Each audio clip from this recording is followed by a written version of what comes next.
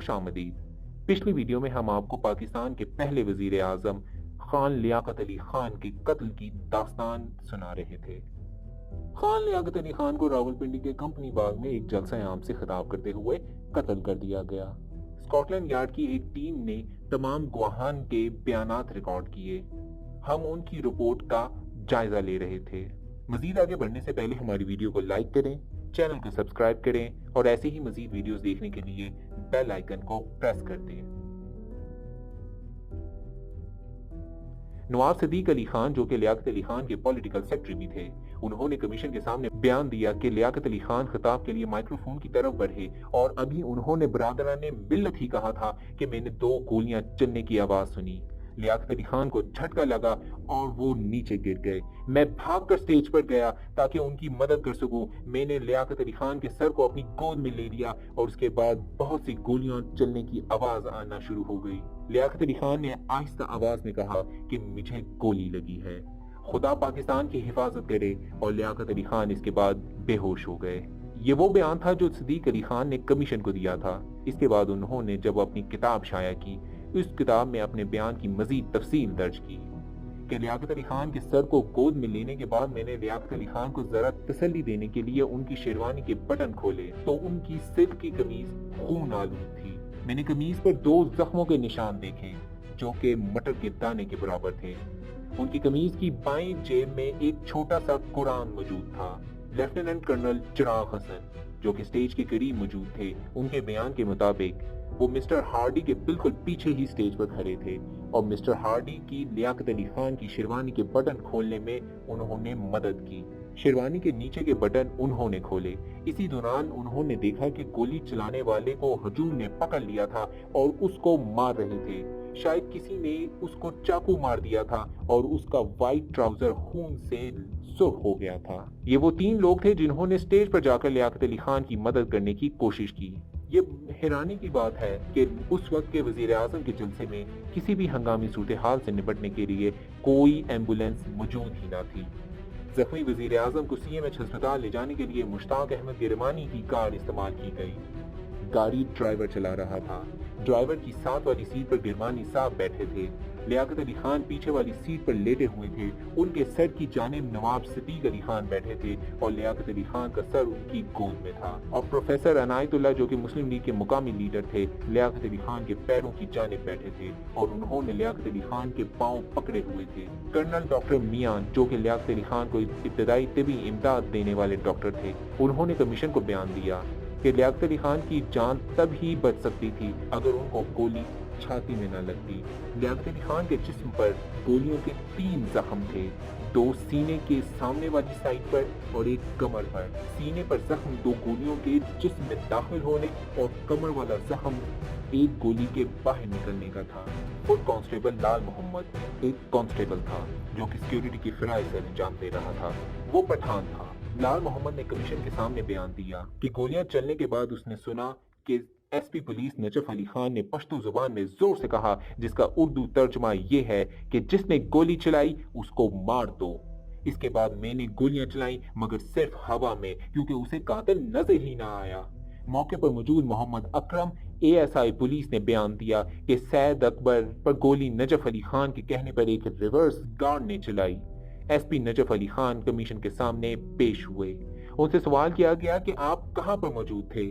انہوں نے جواب دیا کہ وہ ڈائس کے پیچھے موجود تھے۔ سوال پوچھا گیا کہ لیاقت علی خان کو گولی لگنے کے بعد آپ نے کیا کہا؟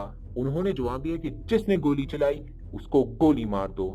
ان سے پوچھا گیا کہ آپ نے یہ کیوں کہا؟ تو انہوں نے جواب دیا کہ شاید کہا ہوگا۔ ان سے سوال کیا گیا کہ آپ کے اس جملے کو کہنے کا کیا مطلب تھا؟ ایس آئی محمد شاہ نے آپ کے کہنے پر سید اکبر کو گولی مار دی جو کہ نہیں ماری جانی چاہیے تھی۔ آپ نے ایس آئی محمد شاہ کے خلاف کوئی کارروائی کی؟ انہوں نے جواب دیا کہ نہیں۔ کارروائی کیوں نہیں کی گئی؟ جواب دیا گیا کہ اگر تحقیقات میں یہ ثابت ہوا کہ وہ غلطی پر تھا تو ضرور کروں گا۔ ان سے جب یہ سوال کیا گیا کہ اگر آپ کا مقصد قاتل کو مارنا ہی تھا تو آپ نے خود گولی کیوں نہ چلائی؟ تو انہوں نے جواب دیا کہ وہ 2 گولیاں چلنے کے بعد گولیوں کی سمت میں دوڑ رہے تھے لیکن ان کو موقع ہی نہ ملا۔ इस्लाम दीन जो कि साबिक रेलवे मुलाजिम था और सैयद अकबर के करीब ही बैठा था, कमीशन के सामने पेश हुआ और ये बयान दिया कि मैं सैयद अकबर के पीछे बैठा था। जब गोलियां चलने की आवाज सुनी तो मैंने अपने सामने देखा कि एक शख्स खड़ा था और उसके एक हाथ में पिस्तौल थी। मैं वो पहला शख्स था जिसने सैयद अकबर पर हमला किया।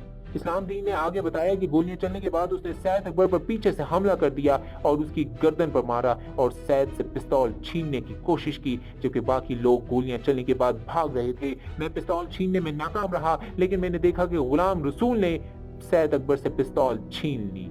गुलाम रसूल एक और गवाह था जिसने कमीशन को बयान दिया कि गोलियां चलने के बाद जब लोग इधर उधर भाग रहे थे तो ऐसे में मैंने इस्लाम दीन को एक शख्स से लड़ते हुए देखा, तो मैंने उसकी मदद की और सैयद अकबर से पिस्तौल छीन ली। इसके अलावा हैरानी की बात यह है कि कमीशन ने जिन लोगों की गवाही पर सैयद अकबर को कातिल करार दिया, उन 7 लोगों में इस्लाम दीन और गुलाम रसूल का नाम ही शामिल न था।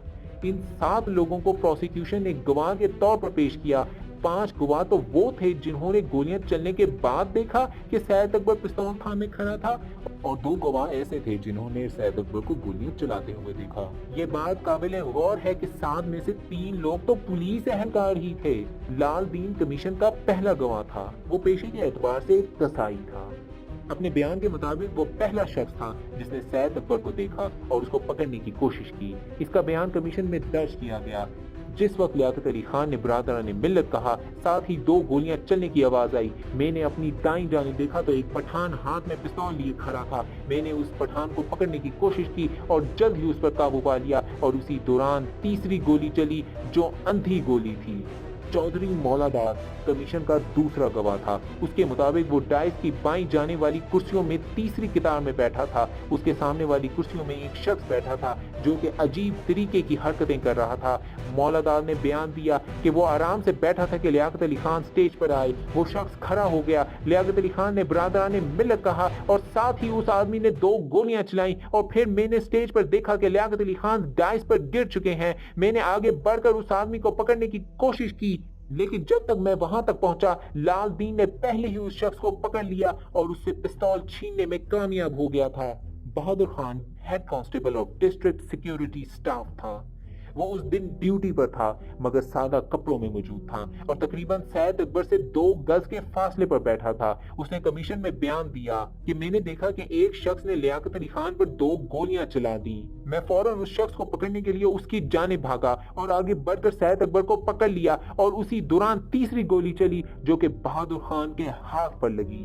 लियाकत अली खान के कत्ल के मुकदमे में आगे मजीद क्या कुछ होता रहा, ये सब और बहुत कुछ जानने के लिए देखिए इस कहानी का अगला हिस्सा। आपको हमारी वीडियो कैसी लगी? वीडियो पसंद आने की सूरत में वीडियो को लाइक करें, चैनल को सब्सक्राइब करें और नीचे कमेंट्स में अपनी कीमती राय से जरूर आगाह करें। बहुत शुक्रिया।